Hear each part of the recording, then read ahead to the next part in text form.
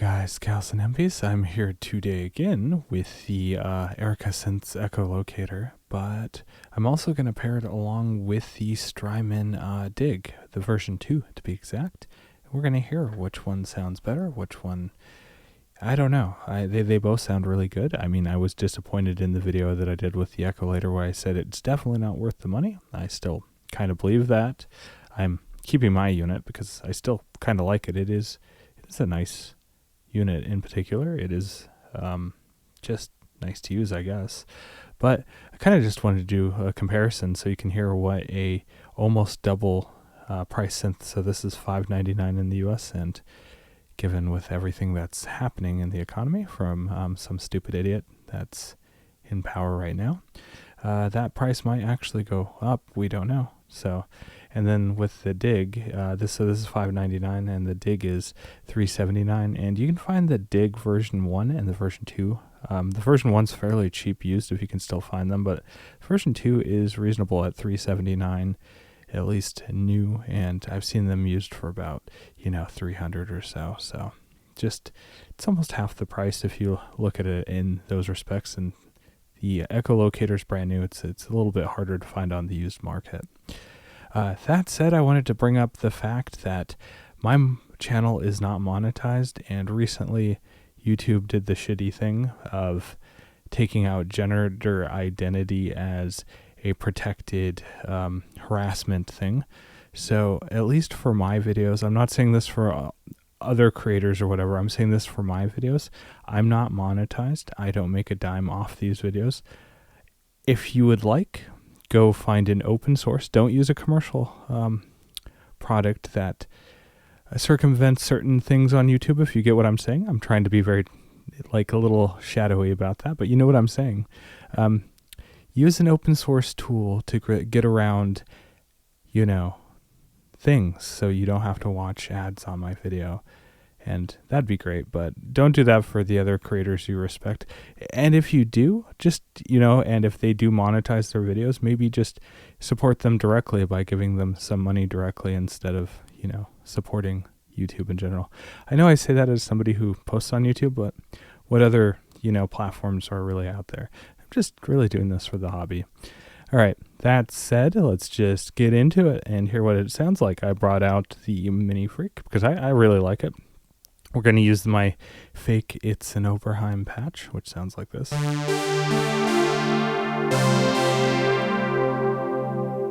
And we'll also make a really quick plucked patch on this thing because this is a very long decaying patch in general.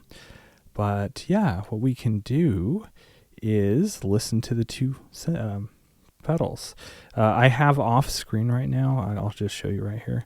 I have my little bypass switch for the Echolocator. I really wish that that you could just permanently set the freeze button into a bypass button, because I don't use freeze all that often. So yeah, like I said, it sounds like that. Let's hear what it sounds like on the Echolocator with pretty much where all the knobs are. We'll actually turn off the reverb though, because that's a not fair comparison. That's something that the Dig does not have.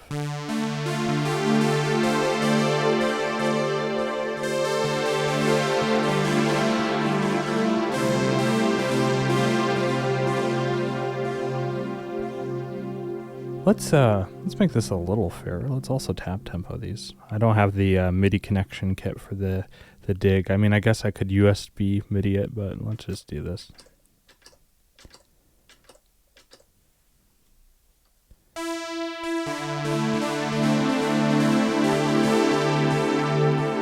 See how close I got that? I probably didn't, but we can hear, right?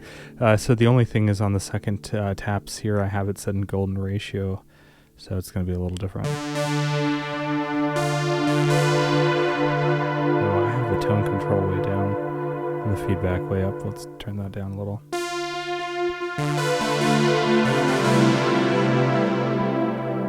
Switching over to the Echolocator again.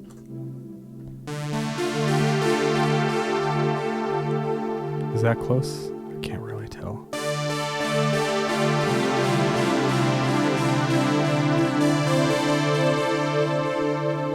I mean, they both sound great, don't they?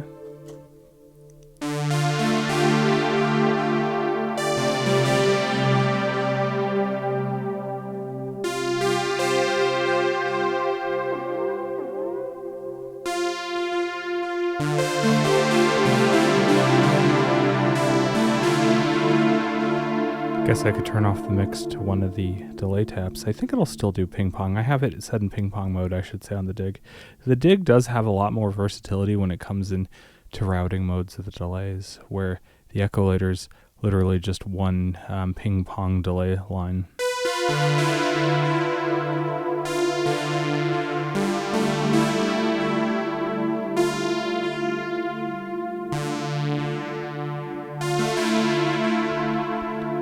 Let's switch it back over to the Echolocator.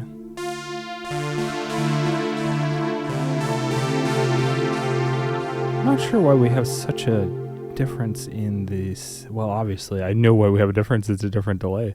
Let me turn this to 2496 and see if it's a little more pronounced on the repeats.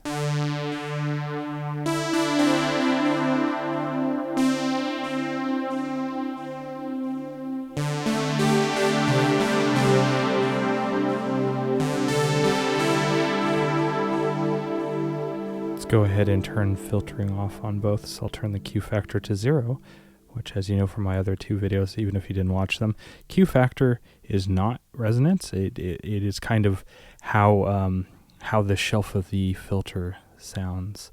So at 0 you get 0 filtering. So let's do that. Let's unbypass that really quick. Oh yes, it's very loud. Let's turn down the feedback. So what's going on my...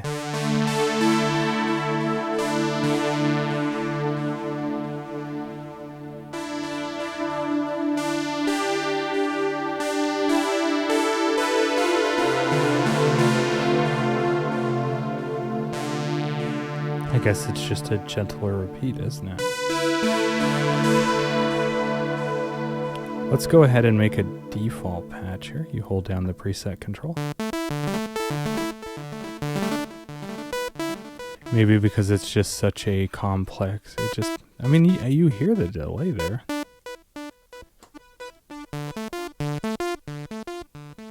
That's a lot louder.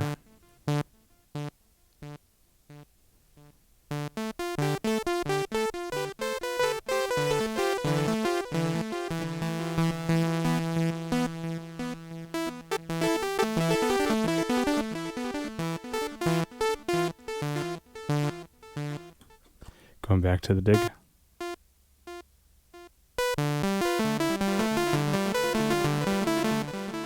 Guess the repeats just sound a lot quieter. That is so weird. I never noticed that listening next to the Echolocator. See, that's the overall volume. Oh, I guess what we could do is this.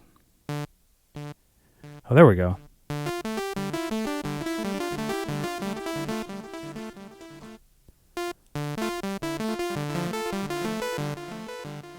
Oh, that sounds a little fairer, doesn't it?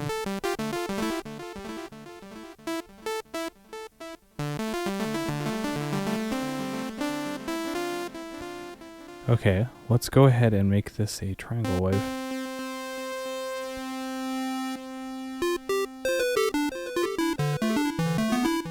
I just like a very simple triangle wave to really hear that.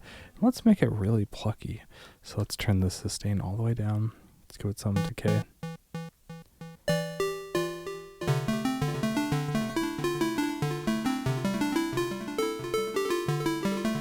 Let's turn up the volume a little. More. Okay, now do they sound closer? I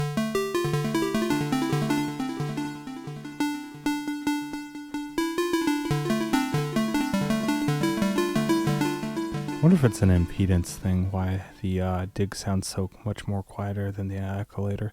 That, or it's the gain staging that the I called it the Echolator again, the Echolocator is. So yeah, let's do that. This is by...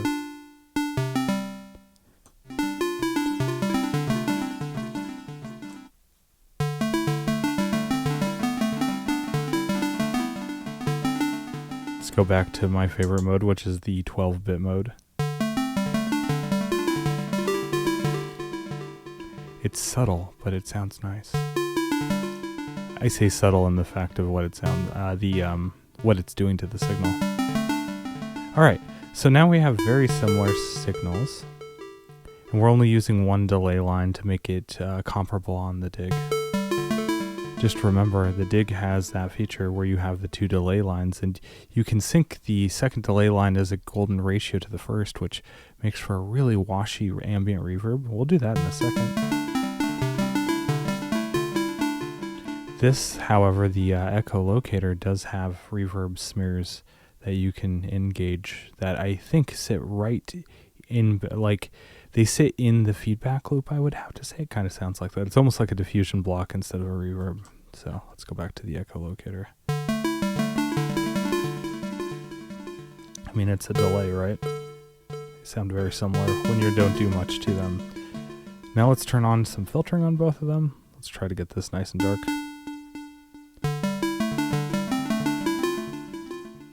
With nice long feedback.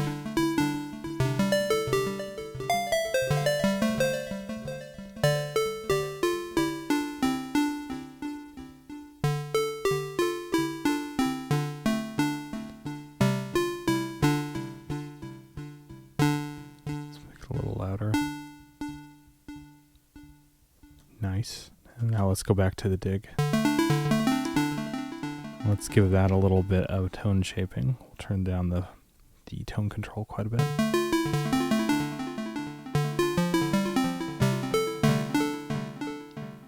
Nice and dark sounding. Sounds really nice though. But I really think where the Dig shines that a lot of delays can't just do is when you have it set into a 2 delay line where you have a golden ratio again set on the second tap. We'll listen to that really quick. Let's do that. Let's bring in this. Let's switch this to golden ratio.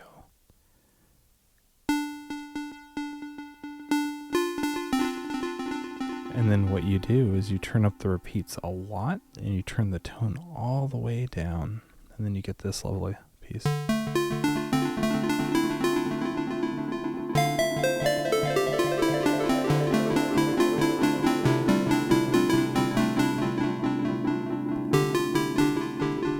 And obviously we have very limited modulation capability on the Dig. We either have none, almost just right, and way too much. So we're on just right, in my opinion, almost just right. I wish it was a little deeper, but no mod.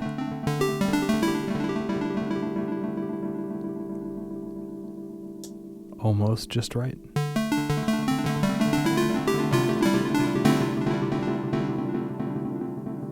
And then just a little too much, in my opinion.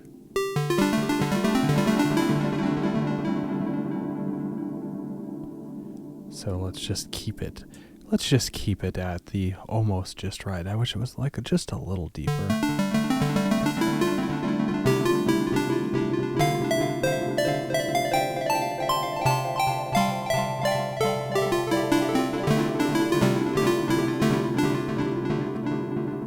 Isn't that gorgeous? I really like that. All right. Let's move over to the Echolocator and see if we can get something similar using the reverb to, you know, smooth out those repeats. I think we might be able to.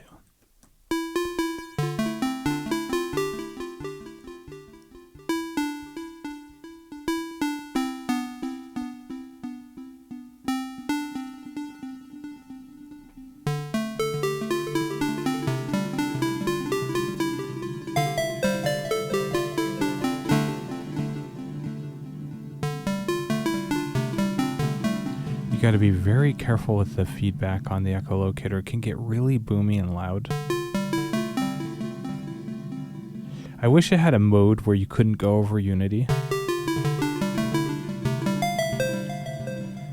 I mean, there's quite a few pedals out there where you really can't go over unity gain with the repeats, and I like those. But there's only one that I can think of off the top of my head where that's actually selectable. I could be very wrong. But I think the Source Audio Nemesis is the only standalone delay pedal that lets you, on all the algorithms, set the gain to be never over unity for the repeats. So you can't get into this just wild, you know, feedback loop that just sounds awful in my opinion.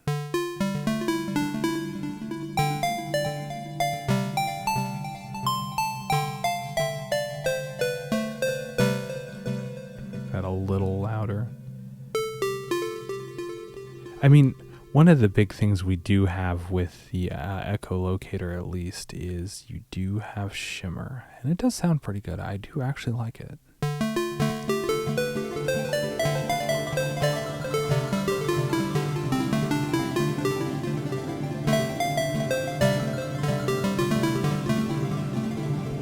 I mean, if you're one of those bougie people where you just, have to have two really expensive pedals together, and you need Shimmer, and you already have a night verb, and you want Shimmer in your night verb somehow, the Echolocator could pair with the night verb for that.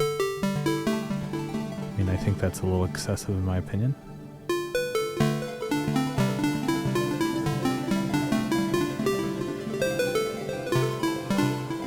Oh yeah, it's there.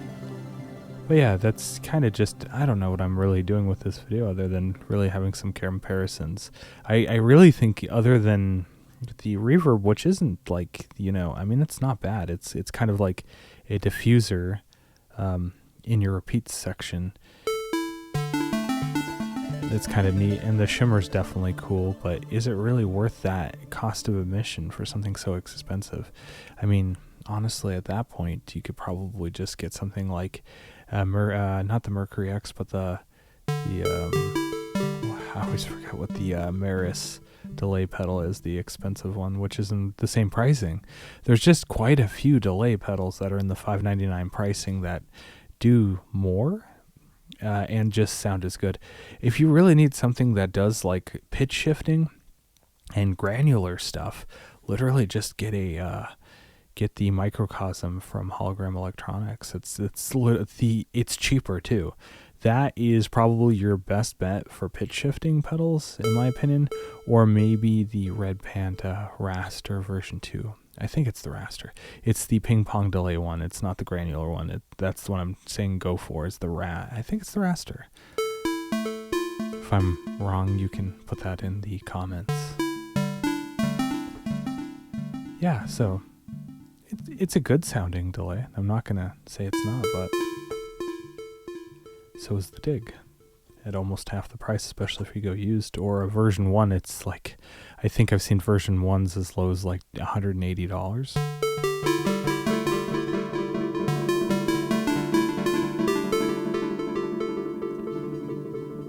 And honestly, I don't think you can, the feedback loop on here gets a little weird if you get too high up, and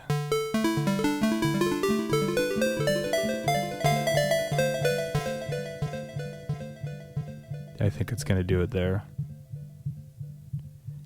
I think it's how it's interacting with that filter. Yeah, see, it's going to get really boomy here. So over 50%, it just seems to go over Unity.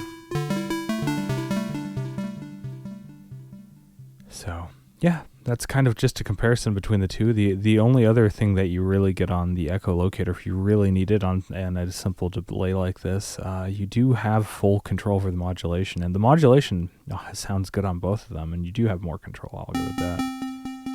Let's turn up the filter a little. Turn the depth up.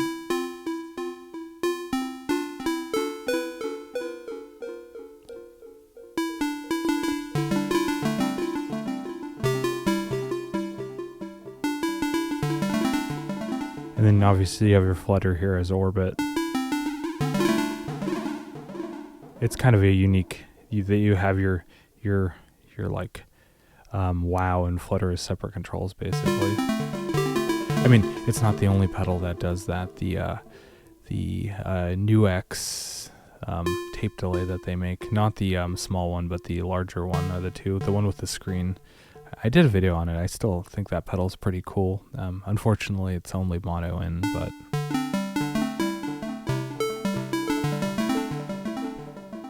so really cool. Yeah, I mean, I just kind of wanted to make a video of a comparison between the two. The Strymon Dig being one of my favorite Strymon delays of all time. I think it's probably one of their best little kept secrets on the lower price scale, especially if you get the used version 1. The version 1, I would highly recommend the version 2 if you're a synth person and you use the tone control a lot. That is the only big thing with that, and especially if you're going to MIDI sync it, it's the only way you could do it. I mean, I guess you could potentially like tap tempo it in some way. Does that new Walrus pedal that does the clocking, can't that convert clock to tap tempo or something like that? So maybe you could do something like that. But then that gets super pricey because that's like a $300 pedal in itself or more. I'm not sure what the pricing on that one is, but yeah, you might as well just get the one with MIDI if you need a MIDI sync it. That, or like I said, just get a raster. Or if you're going for something in the more expensive line, maybe the Maris, the multi-delay, is it the Polymoon X? No, it's not that. Oh, it's the LVX. Why couldn't I not think that? You get something along those lines where you could go find a timeline, especially used. They're not too expensive. If you need a big box delay that can do a lot of things. Yeah. I hope that Strymon releases a version 2 of the timeline eventually. I think the only other dedicated video that I'm probably going to do in the future on the Echolocator is potentially put it along with the Night Verb and see how they interact with each other. I think that'd be pretty cool. See if it changes my mind. I still don't think that the value proposition's there for the Echolocator. So I mean, I keep sounding like a broken record that I keep saying that, but I just kind of wanted to prove it. All right. Well, thanks for watching. If you like this kind of content and you haven't subscribed to my channel yet, go ahead and subscribe. And if you like this video, give me a thumbs up. And I'll see you next time. And I think next time I might bring out the, I think I just am. I'm going to go ahead and bring out the multi-poly again, the module, and we'll just play around with that. Maybe it's just like a video where I mess around with it some more. All right. Thanks again for watching. See you next time.